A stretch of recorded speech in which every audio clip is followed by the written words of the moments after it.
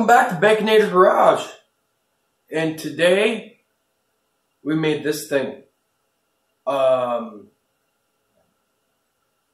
Aside from making this, we made a brake.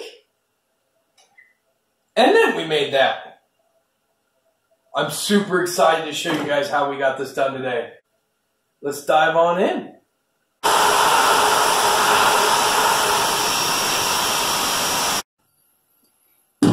Alright, this is our 24-inch piece that we just cut. We don't need this whole piece. We're not going to use the whole thing. Basically, I'm going to use this like a piece of angle iron, and we're going to cut this distance the same over here. Well, I really don't have like the most effective way to cut this lengthwise. So what we're going to do is we're going to clamp an edge on here. We're going to clamp an edge on here, and we're going to run the angle grinder all the way down it. I'll bring you guys in for that one. See how it comes out. Alright, just like in our last video, I'll give you guys the rundown again. So, when we're going to clamp a straight edge onto something to use it as a guide to run this saw, you measure the distance from your cutting edge to the distance of your guard or shield right here. So, plus the thickness of your blade depending on which side of the line you're cutting on. So we are, with the blade, it's a 1/16 of an inch blade. We're 5/8 of an inch. So what we're going to do is we're going to clamp on the left side of the line here, and we're going to be cutting this way. We just need to clamp over 5/8 of an inch to accommodate the thickness of the blade and the edge of the tool. And then we just gradually run that angle grinder all the way down. We'll do a smooth, like a fine line first, and then we'll go a little heavier. We're gonna make a couple passes. This isn't the most effective way to cut this stuff, but this is what I have in the garage. So most people can get their hands on an angle grinder. I don't have a plasma cutter. I mean, it'd be nice one day, but we'll get there. All right, you guys ready to start a fire? I'm just kidding. I don't want to start a fire.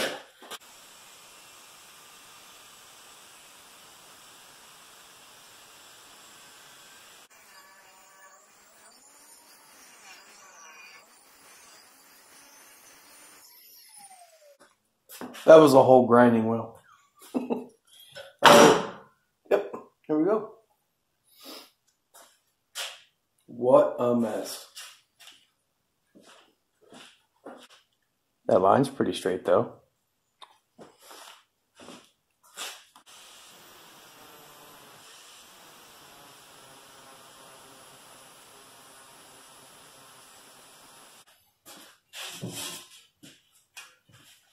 So I got this chunk of flat steel here, and we're going to do some more cutting, and we're going to burn up quite a few cutting wheels. I think it's always good practice. Whatever thing you took apart, leave the hardware with it. I don't separate the two because you might be like, oh, where did I have those two nuts, bolts, lock washers, and washers at? I can't remember. Oh, it's in the scrap bin with that. You know right where they're at. Or, you know, you have a bin like normal people. I mean, to each their own.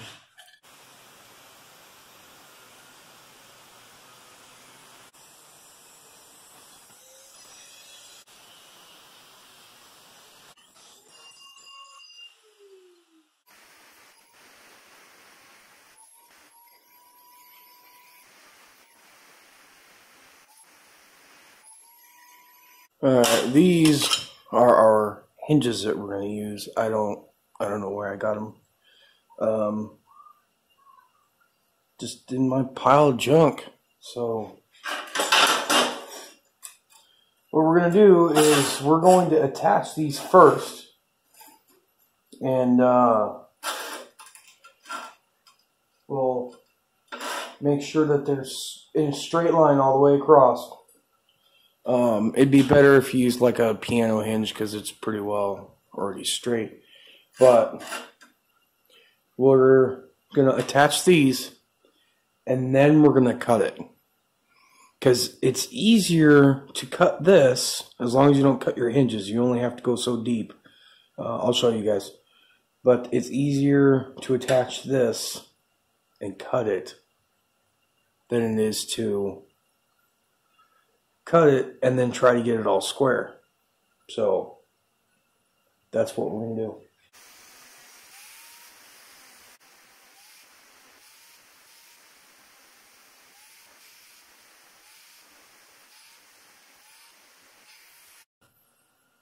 Alright, I got you guys set up on the...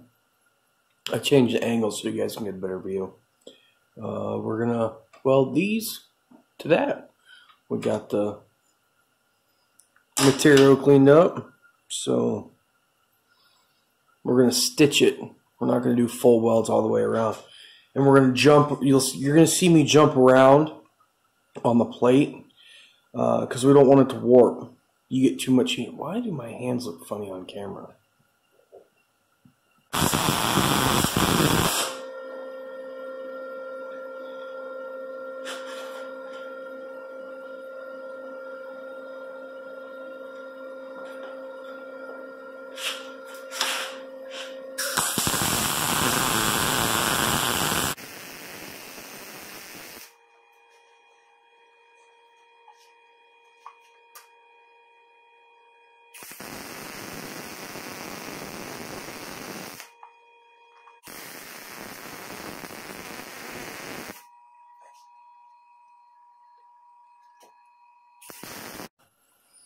Alright, we let that cool for a little bit. And we're going to flip it around and we're going to do our hinges here. Do the other side of the hinge anyway.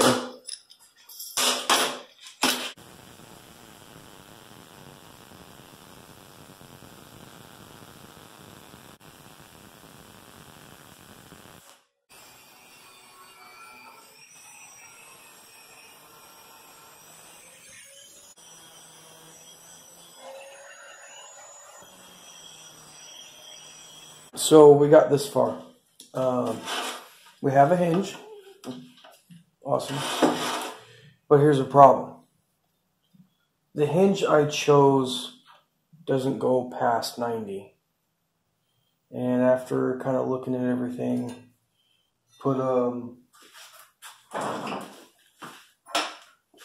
stuck a piece of brass in there. And this doesn't go past 90. And the reason why we need to go past 90 is steel or whatever you're bending has some resistance to it. And you can't bend exactly to 90 and get a 90. You have to go just past it. So we are pretty well right at 90 degrees. So what we're going to have to do is change our angle here. This angle needs to be greater forward that way so we can get our material to go past 90. Well, it just so happens that I have this piece from the angle, this piece that we cut earlier. This is the leftover piece because it used to be one large chunk, as you guys remember. So we're going to take this piece, and it is perfect. It is the perfect distance from here to here. So we're going to run a bead, a weld, all the way down this, which is going to give us a new face, a new angle. So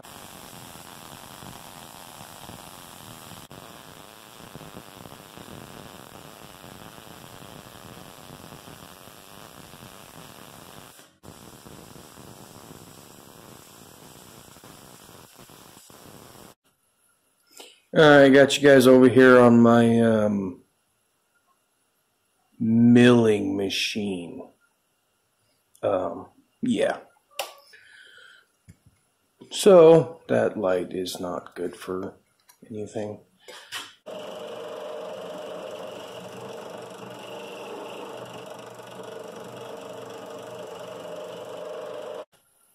Alright, we got our handles welded on. You guys might be able to get a better view now, but these just slip in there. And we can go up and down with it, but they're still hot. I just slid this over here. So we got our little spot machine out. Come on. Focus. Gonna focus? I guess not. There we go. We got a little spot machined out. So our knob can ride right there. We got our holes drilled. We're gonna put this in here. Flush it up. These are still warm.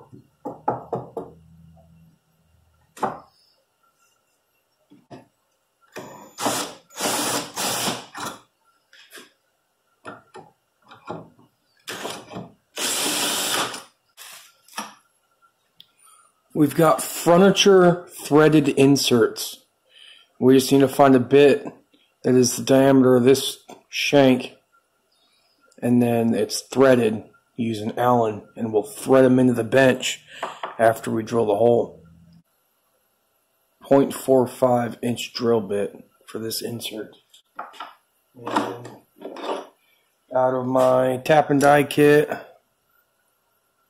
0.45. So we need to drill those holes out. I'm using a 29/64 drill bit.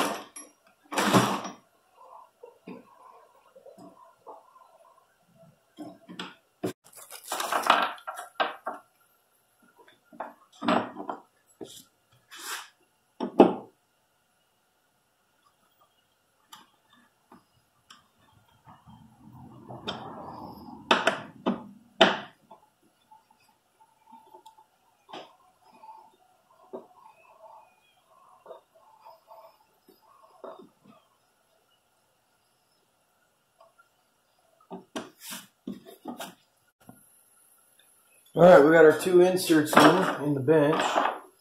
Now we can take, these are finally screwed.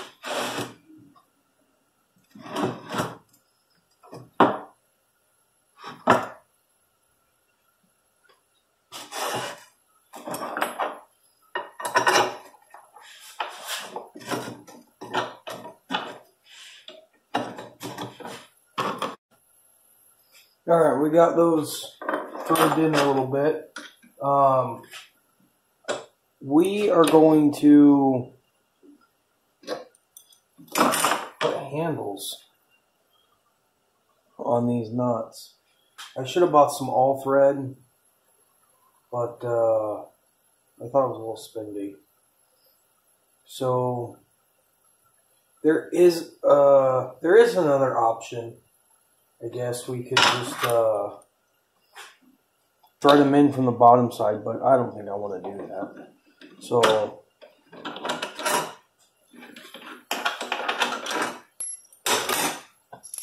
I think I have some nuts. Put a nut on here. Well, I guess we really don't even have to do that, but we need to zip these heads off.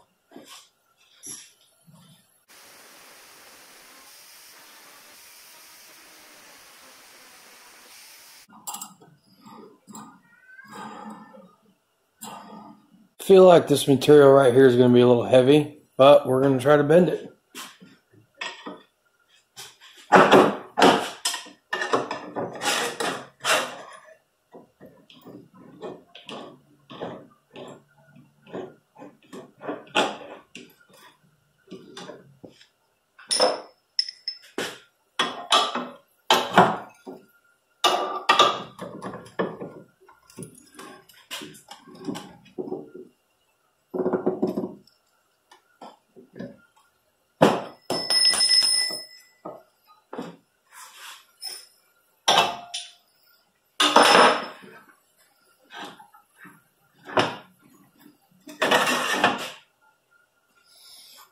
Well, something that thick.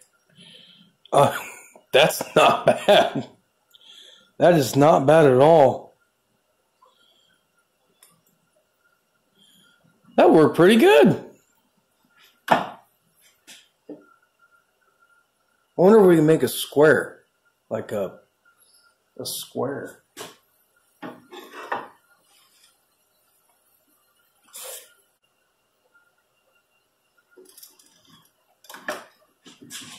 Oh, handles.